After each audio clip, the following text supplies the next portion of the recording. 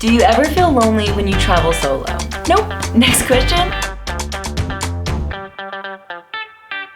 Hey guys, it's Lindsay, and one of the most common questions I get when I tell people that I travel solo is, do I ever get lonely? The short answer to that is no. If anything, I actually end up craving alone time. One of the biggest misconceptions of solo travel is that you are alone all the time. I actually end up meeting people almost everywhere that I go, and because of that, I have friends all over the world. But I understand it's a big concern for first-time travelers, so I made a video of my 5 top ways to meet people while traveling. Number 5 is volunteer.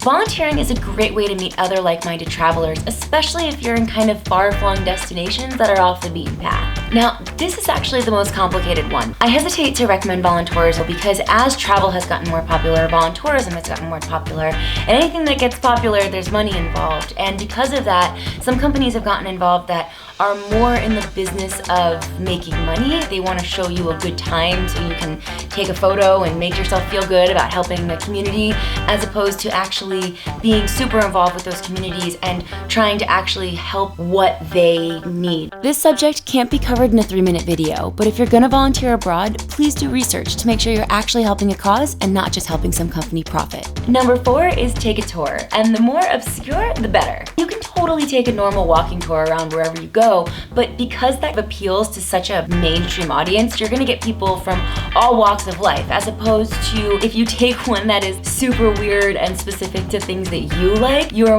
way more likely to find your peeps in that group. These tours can be hard to find, but a good start would be just Googling Weird Tour LA, Food Tours LA, Active Tours LA. Take tours that reflect whatever weird and awesome interests that you have, so you meet other people who have weird and awesome interests too. Number 3, classes. Travel is all about learning about the world and yourself, so it's a great time to dive into something that you've always had interest in, but maybe have not been able to do in your hometown. Examples of this is like when I took Muay Thai in Thailand, or cooking classes in Italy. Anything that you've ever had an interest or a skill that you've wanted to acquire, when you're traveling, it's a great time to explore that. An extra bonus when you're taking a class, because you guys are all in it together and you're learning things together, you typically end up forming deeper relationships than if just going on a tour or meeting at a bar. Speaking of bars, number 2 is pub crawls, or if you're fancy, wine tasting. I don't need to tell you that alcohol is a social lubricant, so if you like to party, then partying is a great way to meet people. Lots of places have pub crawls or wine tasting, and it's a great thing to sign up for if you like to get out and about, but you don't feel comfortable going out drinking on your own.